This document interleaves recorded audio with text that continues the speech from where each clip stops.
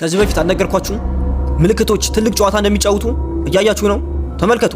ካሮት ከአይናችሁ ጋር እንደሚገናኝ እያስተዋላችሁት ነው። ተመልከቱ። ወይን ከሳምባችሁ ጋር እያንዳንዱ ምልክት ነው። ዋልነት ከማይንዳችሁ ጋር ምን አይነት ከለራችሁ ሁኔታችሁ እንደሚመሳሰል፣ ጆሮ ከእንጉዳይ ጋር ቅርጹን እያያችሁት ነው።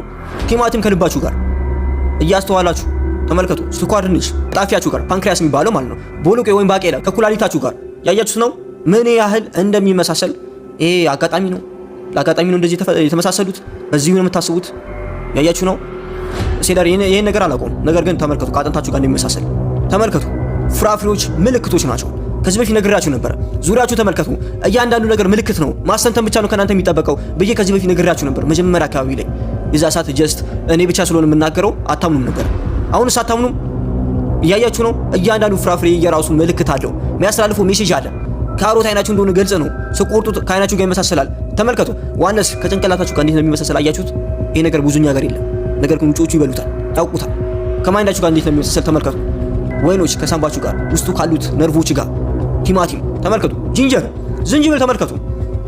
እንዴት ከጨጓራችሁ ጋር እንደሚመሳሰል፣ ቅርጻቸው እንዴት እንደሚመሳሰል፣ ሁኔታቸው ከለራቸው እንዴት እንደሚመሳሰል ተመልከቱ። ፊክስ የሚባለው ከምን ጋር እንደሚመሳሰል ራሳችሁ ሰረቻችሁ እዩት። ተመልከቱ። ሲትረስ የሚባለው እንደ ብርቱካን መሳይ ነገር እና ከጡት ጋር ይመሳሰላል። ከጡት ነርቮች ጋር ከዛ አካባቢ ካሉ ነገሮች ጋር ይመሳሰላል። ስዊት ፖቴቶ ይሄ ስኳር ድንች አይታችሁታል ከምን ጋር እንደሚመሳሰል። የእንትን አይገርምም? የቦሎቄ ወይም የባቄላ አይገርምም? እንዴት ቅርጹ ቁጭ ኩላሊትን እንዴት ሜሴጆች እኮ የተላለፉ እኮ ነው። ዙሪያችሁን ተመልከቱ። አስተንትኑ የሚባለው ፓርት እዚህ ጋር ነው። ምልክቶች የተሰጡን ነው። ተጠቀሟቸው። በዙሪያችሁ ያሉትን ነገሮች ተፈጥሮችን ተመልከቱ። ተፈጥሮ ላይ ብዙ መልእክት አለ፣ ነግራችኋለሁ ከዚህ በፊት። እንታዩ ግን ስለማይፈልግ ነው። ይደበቃል ወይ ጀስት ነግሯችሁ ያልፋሉ። የሚነግሯችሁ ደግሞ እንድታስቡ አይደለም፣ አይታችሁ እንድታልፏቸው ብቻ። ያያችሁ ነው። እያንዳንዱ ነገር መልእክት አለ። የአቮካዶ እያያችሁ ነው። እንዴት ከማፀን ጋር እንደሚመሳሰል እያያችሁት ነው። አው እንዴት አትገረሙ? በተፈጥሮ አትደመሙ? ሌላ ሰውላችሁ ታውቃላችሁ?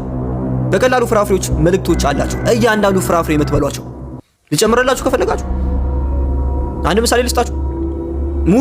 ሙዝ ከምን ጋር ይመሳሰላል? እንዳስቁ እዚህ ጋር እንዳስቁ። ሜሴጅ የተላለፈላችሁ ነው። ህይወታችሁ ላይ ቦዲያችሁ ላይ ችግር ካለ ለችግራችሁ መፍትሄ የሚሆን ፍራፍሬዎች ጋር ሂዱ። ከዛ ከሰውነታችሁ ጋር የሚመሳሰል ፍራፍሬ መርጣችሁ ብሉት። ሳይን እኮ ሳይን ሲምቦልስ ይባላል።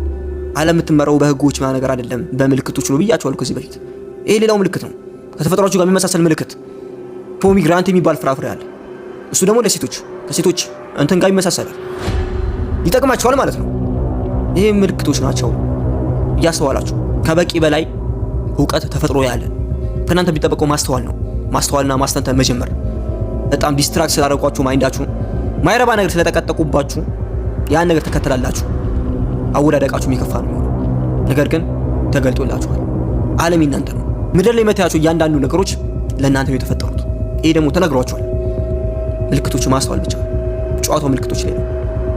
ፍራፍሬዎች አንድ ምልክት ናቸው፣ ግልጽ ምልክቶች። ስለዚህ ማስተዋል ጀምሩ። አሁንስ አታምኑኝም? ሼርስ አታደርጉትም?